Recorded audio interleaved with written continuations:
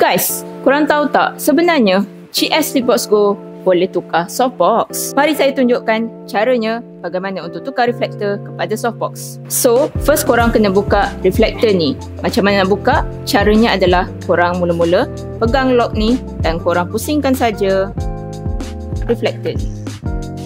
So dekat depan ni kita ada 3 cabang ini. Ini adalah Bowen Smart. Korang boleh masukkan sebarang softbox macam lantern ke, softbox petak ke, ataupun mungkin korang boleh letak quick para.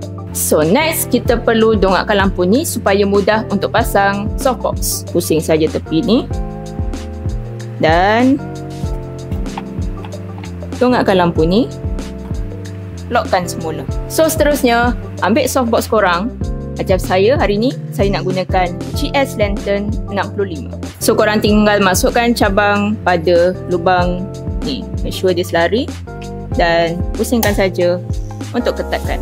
Korang boleh bagi dia tegak semula macam biasa. Tada! Mudah je kan? So kalau korang nak dapatkan GS Sleepbox Go dengan lantern dan juga bateri, korang boleh grab dekat beg kuning sekarang. GS Studio, now you know.